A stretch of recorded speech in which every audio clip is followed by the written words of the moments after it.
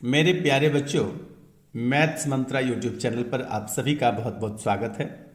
हम लोग कक्षा 10 के लिए प्रश्नावली 3.6 का अध्ययन करेंगे, लेकिन उससे पहले आइए एक दो उदाहरण बना लेते हैं। तो सबसे पहले उदाहरण नंबर 17 देख लेते हैं। उदाहरण 17 यहां पर क्या है कि 2/x plus 3/y is equal to 13 यानी 13। तो इसमें क्या है कि हम इसको इस प्रकार से भी लिख सकते हैं, 2 इंटू 1/x प्लस इतना को ब्रैकेट दे करके लिखेंगे। ब्रैकेट देना बहुत ज़्यादा जरूरी नहीं है, लेकिन यहां पर कुछ समझना आसान हो इसलिए उसको क्या करेंगे, ब्रैकेट देकर लिखेंगे। ऐसा लिख लिए। तो अब क्या करेंगे कि इसका दूसरे समीकरण को लिखेंगे। दूसरा समीकरण इसका क्या है कि 5/x minus 4/y is equal to -2। तो इसको भी आप इस प्रकार से लिख सकते हैं। इसको भी आप इस प्रकार से लिख सकते हैं कि 5 into 1/x minus 4 into 1/y is equal to कितना हुआ, -2। अब हम लोग क्या करेंगे कि 1/x को कुछ मान लेंगे, तो यहां पर हम a मान लेते हैं तथा 1/y को क्या करेंगे कि b मान लेंगे। यहां पर लिख लेंगे माना कि, ठीक है। यदि आप 1/x को a तथा 1/y को b मान लेते हैं, तब आपका समीकरण क्या हो जाएगा, आपका समीकरण हो जाएगा, यहां से लेंगे 2 इंटू 1/x को आप a माने हैं यानी 2 इंटू ए और प्लस क्या हो जाएगा 3 इंटू 1/y और 1/y को क्या माने हैं b, तो 3 इंटू 1/y की जगह क्या लिखेंगे b हो गया। और इज इक्वल टू यानी बराबर 13 है तो बराबर 13 लिख दिए। ये हो गया आपका समीकरण फर्स्ट। और समीकरण सेकंड के लिए यहां से 5 इंटू 1/x है, 1/x को आपने क्या माना है a, तो 5 इंटू ए लिख देंगे और ये वाला माइनस, ठीक है। और उसके बाद 4 इंटू 1/y है तो 4 लिखते हैं और 1/y को क्या माने हैं b, तो 4 इंटू बी, ठीक है। और इज इक्वल टू कितना है -2, तो लिख देते हैं इज इक्वल टू -2। ये हो गया आपका समीकरण सेकंड। अब आप इसको दोनों समीकरण की मदद से a और b का मान निकाल लेंगे। विलोपन विधि से यहां पर हम लोग निकालेंगे, तो आइए देख लेते हैं कैसे निकालेंगे।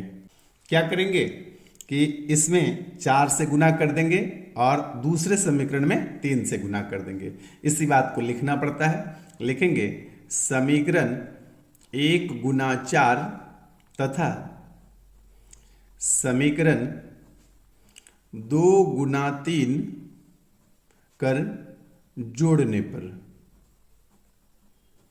ठीक है। समीकरण 1 में 4 से गुना करेंगे तो 4 दुना कितना हो गया 8a, ये बीच वाला प्लस 4 गुना 3 12, तो ये हो जाएगा 12b और 13 गुना 4 कितना हो जाएगा 52।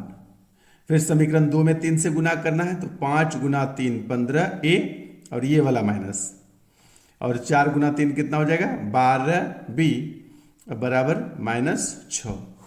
जोड़ने पर लिखे हैं तो यहां पर ये कट जाएगा और ये कितना हो जाएगा 15a और 8a दोनों मिलकर हो जाएगा आपका 23a, और यहां पर 52 में से 6 घटेगा तो कितना हो जाएगा 46, ठीक है। अब इसलिए a बराबर लिखेंगे 46/23। ये दोनों आपस में गुना में होता है और गुना वाला जब बराबर के दूसरे तरफ जाता है तो वो बट्टे में हो जाता है यानी भाग लग जाता है। तो 23 को 2 बार पढ़ेंगे तो 46 कट जाएगा, इसलिए 2 यानी a बराबर 2 प्राप्त हुआ। अब क्या लिखेंगे कि किसी भी समीकरण में, चाहे तो आप समीकरण 1 में या चाहे तो समीकरण 2 में, किसी में भी a का वैल्यू पुट करेंगे। तो इसी बात को लिखेंगे समीकरण 1 में a का मान रखने पर, ठीक है। तो समीकरण a है आपका 2a plus 3b is equal to 13। तो a की जगह a का मान रखेंगे, तो 2 गुना a का मान भी 2 है, और प्लस ये वाला प्लस, और 3 की जगह 3, और b की जगह b। ये गुना लिखना जरूरी नहीं है, 3 भी ही लिखेंगे, बराबर 13। उसके बाद क्या करेंगे, 2 गुना 2 कितना हुआ 4, और यहाँ पर है प्लस 3b और बराबर 13। फिर क्या करेंगे कि ये जो डिजिट है ये डिजिट है, तो इस दोनों को एक साथ ले आएंगे, तो 4 को बराबर के बाएं तरफ से बराबर के दाएं तरफ ले जाएंगे। तो यहाँ पर क्या हो जाएगा, 3b, 13 उधर था और 4 को इधर से ले गए, तो प्लस यहाँ पर है, और बराबर के जब दूसरे तरफ गया तो ये -4 हो गया। तो 13 में 4 घटाएंगे तो कितना हो जाएगा 9। यानी कि अब लिखेंगे कि b बराबर, इस तरफ 9 बचा है और ये दोनों आपस में गुना होता है, बराबर के उस तरफ जाएगा तो बट्टे में हो जाएगा, नहीं भाग लग जाएगा। तो 3 से 3 बार में 9 कट गया, यानी b बराबर 3। तो अब हम क्या करेंगे कि a को नहीं निकालना था, हमको x y का वैल्यू चाहिए था, ठीक है। तो हमने x y को माना था। अब a तथा b का मान रखने पर, आपने जो माना था ना वो मान रखेंगे, वैल्यू पुट करेंगे, का मान रखने पर क्या होगा कि आपने माना था 1/x is equal to a, और दूसरा क्या किया था 1/y is equal to b, ऐसा माना था। तो 1/x बराबर यहाँ पर a का वैल्यू क्या आया है, ये आया है 2, और यहाँ पर 1/y और b की जगह वैल्यू क्या आया है 3, ठीक है। इसलिए यहाँ पर याद देना नहीं भूलिए। इसलिए क्या करेंगे कि यहाँ से यदि इसको इस तरफ ले लेंगे तो 2 आके बट्टे में हो जाएगा, ठीक है। इस प्रकार से देखिए, थोड़ा सा ऊपर मुझे करना पड़ेगा। हाँ देखिए, यहाँ पर क्या हुआ कि माना था हमने 1/x बराबर a, तो 1/x की जगह 1/x बराबर की जगह, और a का मान निकला है आपका 2, तो मैंने a के नीचे लिख दिया 2। अब यहाँ पर क्या हुआ, x यहाँ चला आया और 2 वापस आ गया, यानी स्थान अदला बदली हो गया। तो x यहाँ आ गया, तो x बराबर क्या हो गया 1/2। ठीक इसी प्रकार से 1/y बराबर क्या माना था हमने, b माना था। तो क्या होगा कि 3 y के स्थान पर और y 3 के स्थान पर चला जाएगा, तब हो जाएगा आपका y बराबर 1/3, यानी x बराबर 1/2 और y बराबर 1/3 वैल्यू निकलकर सामने आया। ठीक है, आइए चलते हैं अगले उदाहरण पर। यह है हमारा उदाहरण नंबर 18, यानी उदाहरण नंबर 18। यहां कहता है कि 5/x-1 plus 1/y-2 is equal to 2। दूसरा समीकरण है हमारा दिया हुआ 6/x-1 minus 3/y-2 is equal to 1। तो इसको आप इस प्रकार से भी लिख सकते हैं कि 5 गुना 1/x-1, इसको आप ब्रैकेट में ले लीजिए, प्लस एक को बाहर लिखें या नहीं लिखें कोई अंतर नहीं पड़ता है, ठीक ना। ये ना नहीं लिखें तब भी कोई दिक्कत नहीं, आप सीधा लिख सकते हैं 1/y-2 इज इक्वल टू 2। अब इसको भी आप इसी प्रकार से लिख सकते हैं 6 इंटू 1/x-1, ठीक है, और ये वाला माइनस, और 3 इंटू यहाँ पर लिखेंगे 1/y-2, इसको भी आप ब्रैकेट के अंदर ले लीजिए। इतना बराबर कितना है 1, तो मैंने लिखा 1। अब फिर से लिखेंगे, माना कि 1/x-1 is equal to a, तथा क्या करेंगे 1/y-2 is equal to b, ऐसा मान लिए।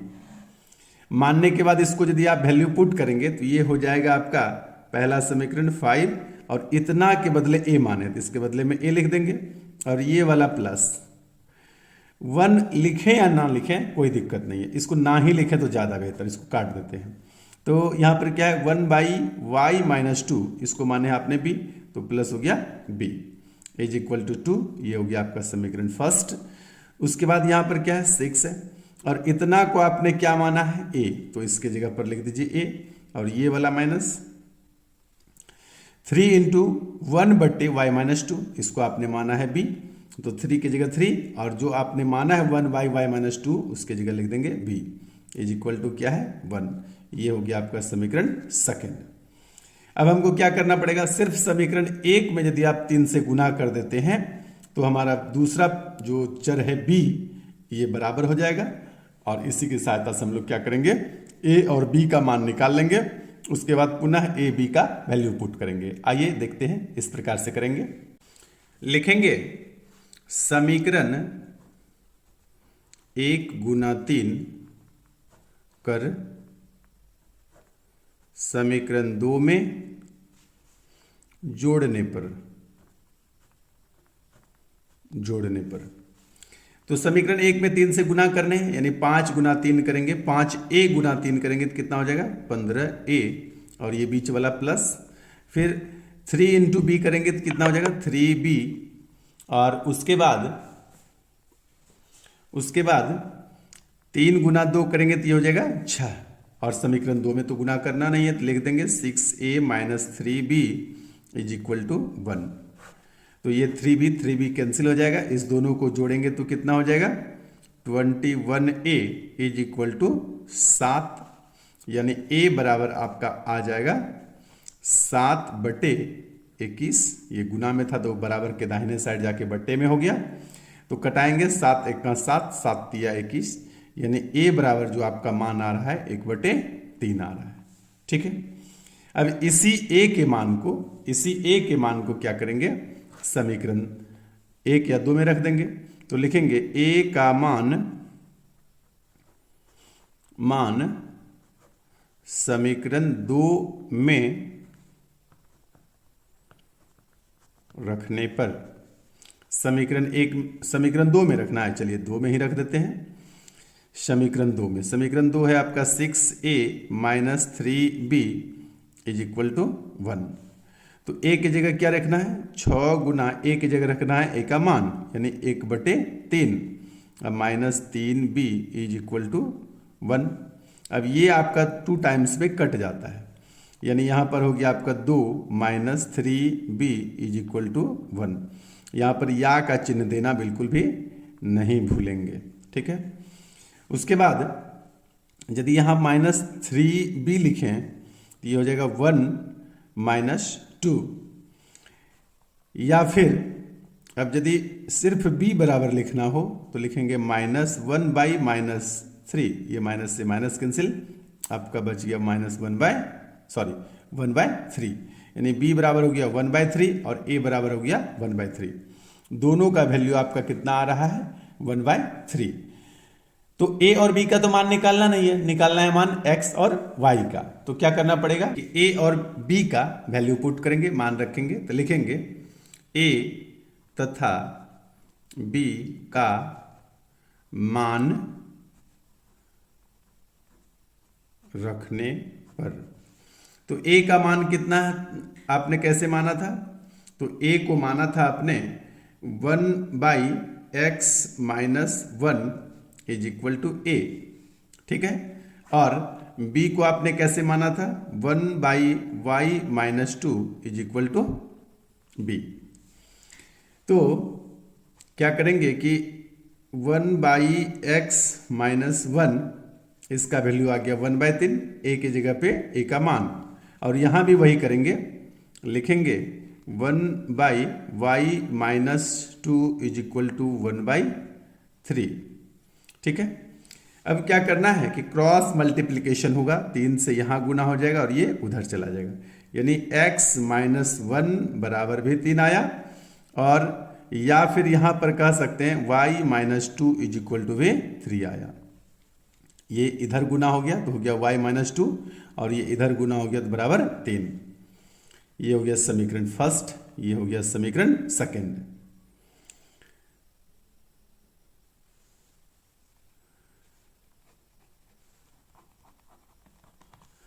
तो नेक्स्ट टाइम यहां पर क्या करेंगे, x बराबर 3 + 1, और यहां पर क्या करेंगे y इज इक्वल टू 3।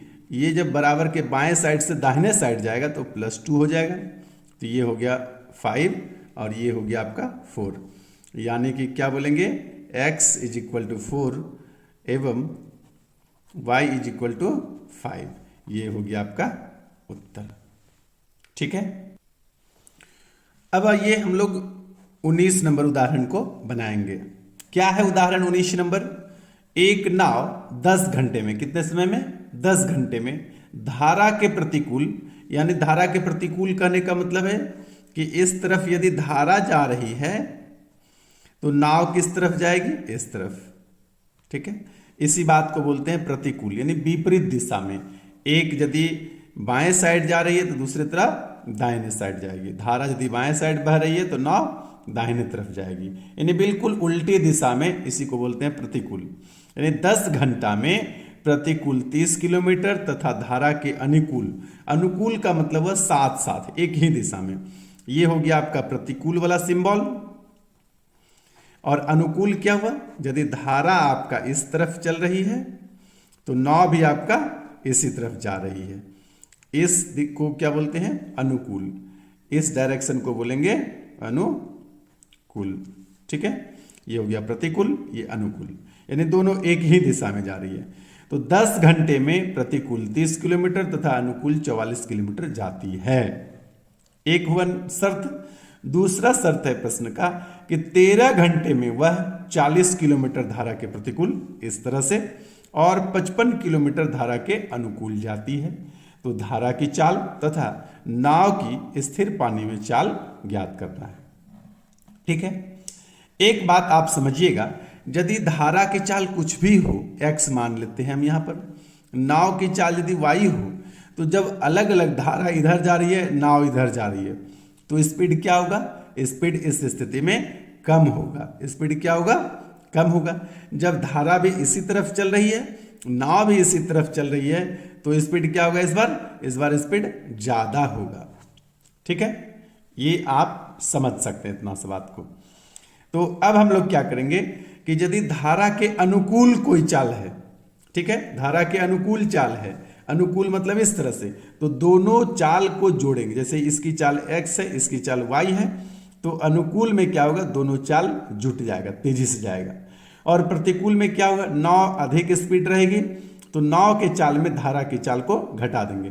क्योंकि नाव जितना जाएगा ना, धारा कुछ उसका विरोध कर रहा होगा, तो जितना विरोध करेगा उतना नाव धीरे हो जाएगा। ठीक है, एक चीज और इसी जगह मैं समझा देता हूं कि आप एक जानते हैं कि दूरी बराबर क्या होता है? दूरी बराबर होता है चाल गुना समय। यह सूत्र आपको पता होगा। या फिर समय बराबर आपको निकालने कहें तो क्या कहेंगे? दूरी बटे चाल। ठीक है, तो इसी सूत्र पर आपका यहां पर प्रश्न बनेगा, समय बराबर दूरी बटे चाल। यानी जहां पर दूरी बटे चाल लिखा हुआ रहे, दूरी बटे चाल लिखा हुआ रहे, तो आप दूरी बटे चाल को क्या कहेंगे? समय कहेंगे। ये लिखा हुआ रहेगा तब समय कहेंगे नहीं। ये ना भी दिखे आपको, सिर्फ दूरी बटे चाल दिखे, तो आप समझिएगा कि ये समय है। दूरी बटे चाल दिखे तो क्या समझेंगे? कि समय है। ठीक है, आइए आगे अब हम लोग प्रश्न बनाकर देखेंगे। यहां तक समझ लिए हम लोग सभी बात को। माना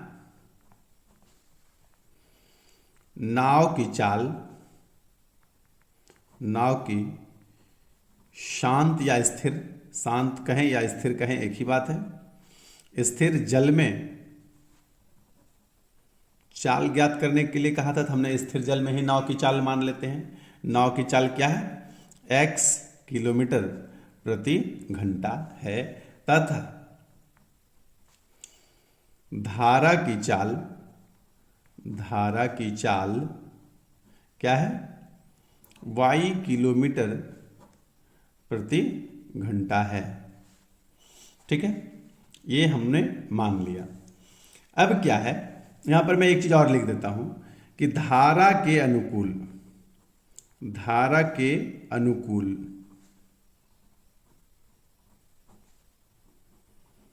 नाव की चाल क्या हो जाएगा? कि दोनों का चाल जुट जाएगा, इतना किलोमीटर प्रति घंटा हो जाएगा। और धारा के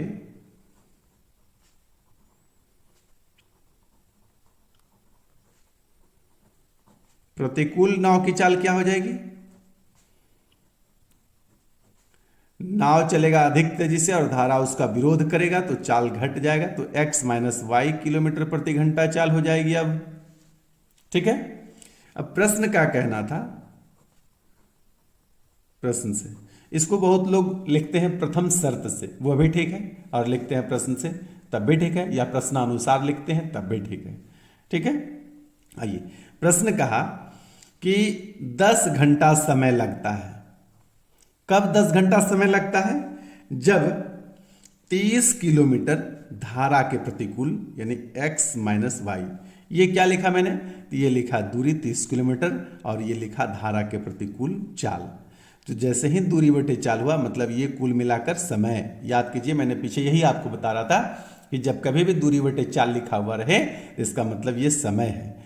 30 किलोमीटर दूरी प्रतिकूल चलता है तो प्रतिकूल चाल मैंने बटे में किया, मतलब ये समय लगा।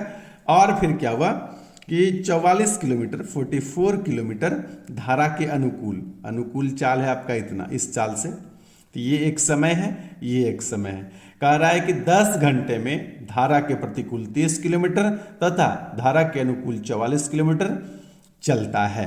तो दोनों, ये भी समय है दूरी बटे चाल, ये भी समय है दूरी बटे चाल, दोनों समय को जोड़ेंगे तो ये हो गया 10 घंटा।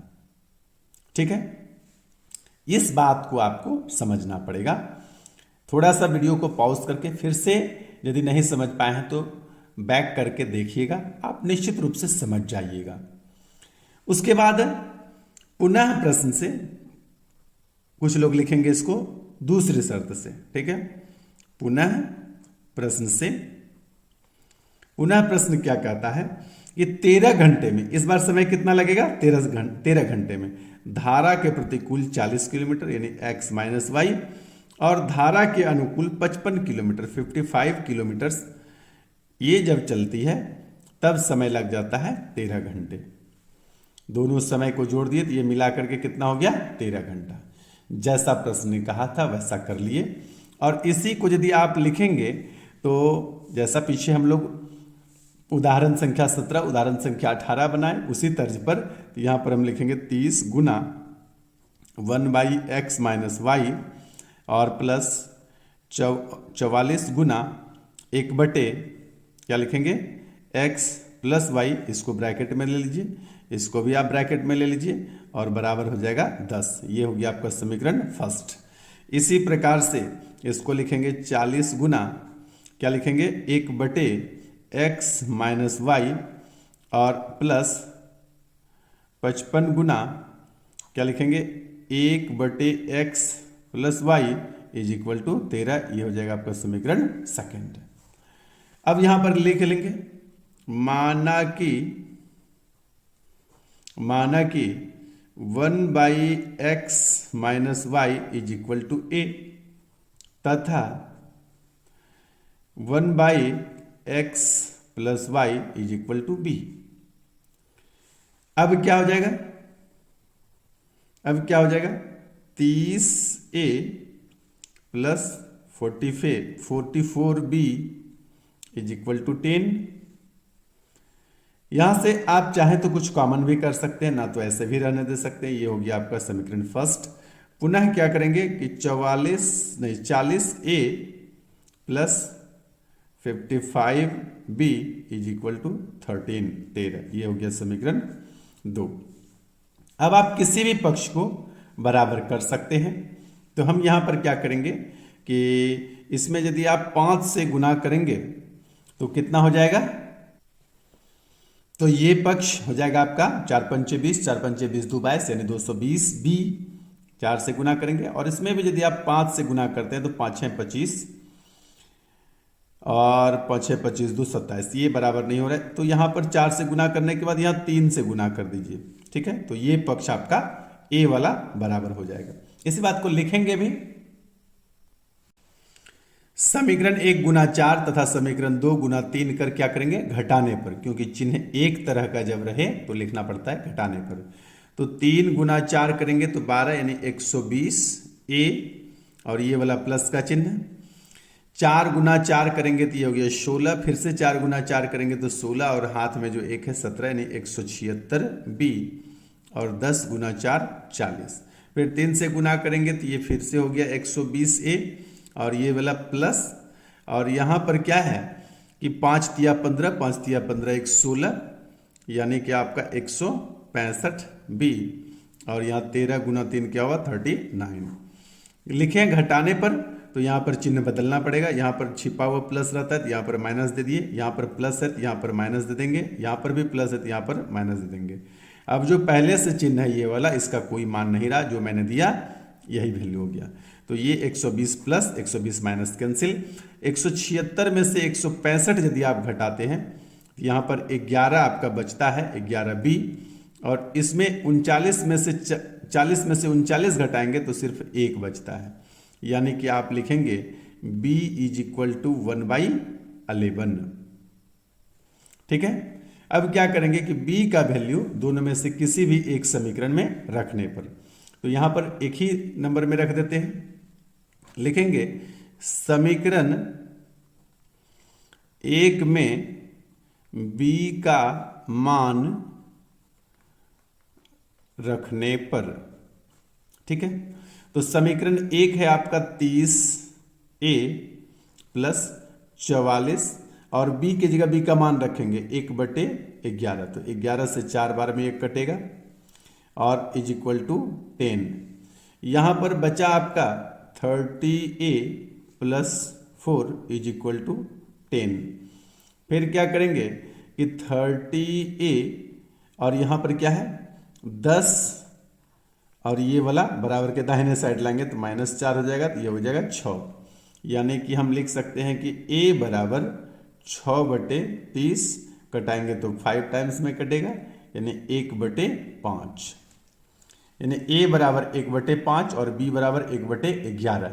अब क्या करेंगे कि A और B को जो हमने माना था उसके वैल्यू को पुट करेंगे, मान को रखेंगे। लिखेंगे A तथा B का मान रखने पर, तो हम लोगों ने माना था 1/x माइनस वाई बराबर A तथा 1/x प्लस वाई बराबर B।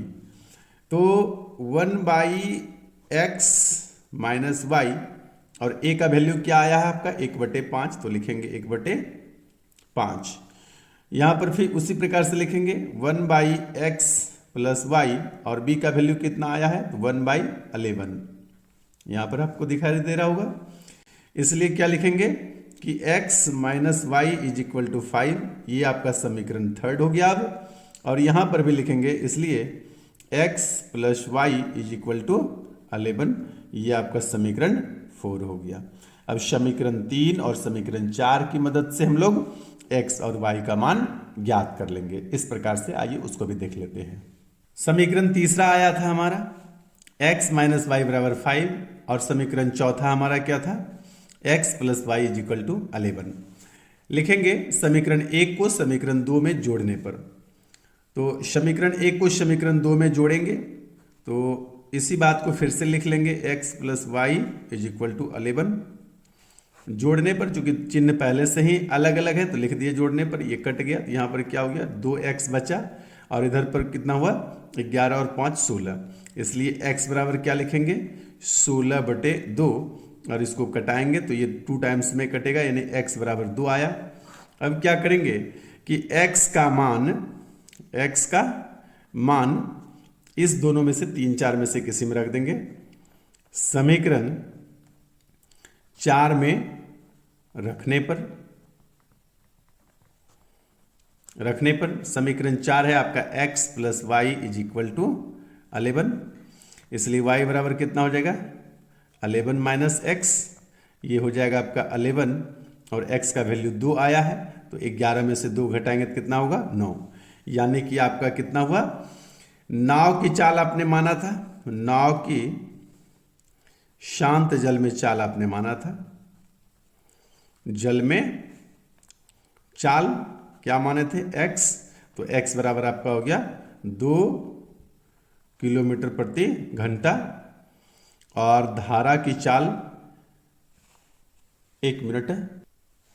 यहां से हम लोग थोड़ा सा मिस्टेक कर लिए हैं, 16 में 2 से भाग देंगे तो कितना आएगा 8 आएगा, यानी ये वैल्यू आपका कितना है 8 है। ठीक है, और x की जगह यदि 8 रखेंगे तो ये 9 नहीं आकर कितना आएगा, 3 आएगा। ठीक है, तो शांत जल में नाव की जो चाल है वो 8 किलोमीटर प्रति घंटा होगी। ठीक है, कितना होगा, 8 किलोमीटर प्रति घंटा। उसके बाद धारा की चाल क्या होगा, धारा की चाल क्या माने थे, y किलोमीटर प्रति घंटा, y किलोमीटर प्रति घंटा माने थे, तो y बराबर आपका आया 3 किलोमीटर प्रति घंटा। तो ये हो गया आपका उत्तर। तो अब हम लोग प्रश्नावली 3.6 की प्रैक्टिस करेंगे। मिलते हैं अगले वीडियो में। आज के लिए इतना ही, धन्यवाद।